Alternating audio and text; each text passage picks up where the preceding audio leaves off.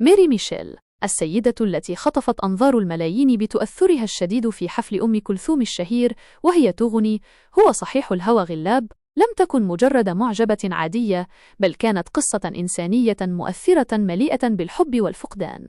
قصة ميري ميشيل. اعتادت ميري، التي كانت تعمل مترجمة، حضور حفلات أم كلثوم في الخميس الأول من كل شهر برفقة زوجها الطبيب شفيق السندي. كانت تعتبر هذه الحفلات لحظات استجمامها الخاصة، حيث تنهي عملها وتعود إلى منزلها لتتأنق، ثم تذهب مع زوجها إلى دار سينما الأوبرا. جاءت ميري برفقة عائلتها إلى مصر في الثلاثينيات قادمين من الشام، وتعرفت على شفيق في الأربعينيات. كان شفيق يكبرها ب12 عاماً، ووصف بأنه شخص بسيط وطيب يحترمها كثيراً. تزوجا وأنجبا 3 أطفال، رؤوف عام 1947، وولدا وفتاة آخرين في السنوات التالية.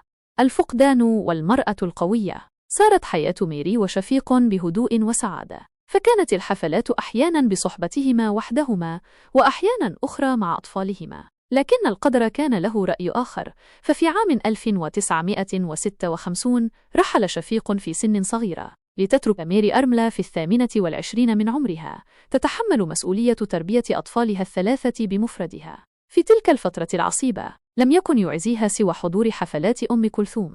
لم تكن أم كلثوم بالنسبة لميري مجرد مطربة، بل كانت صديقة أيضا، وقد التقت بها وجلست معها. استمدت ميري القوة والعزاء من صوت الست الحنون الذي كان يخفف عنها آلام الفراق. الفاجعة الثانية والرحيل الصامت. بعد سنوات من وفاة زوجها جاءت فاجعة أخرى لم تتحملها ميري، وهي وفاة أم كلثوم نفسها عام 1975. وكأن القدر أراد أن يزيد من حزن ميري التي كانت تتكئ على صوت أم كلثوم لتواجه أحزانها. في عام 1979 لم تعد ميري قادرة على الصبر أكثر، فقد خانها قلبها. في ذلك اليوم انتظرها أبناؤها أمام سينما مترو لمشاهدة فيلم لا تبكي يا حبيب العمر، لكنها لم تأتي. شعرت بالتعب في عملها ونوقلت لإجراء رسم قلب، لكن الموت أدركها سريعا في عمر 51 لترحل في هدوء مفجع، تاركا وراءها قصة امرأة أحبت وعانت وصمدت.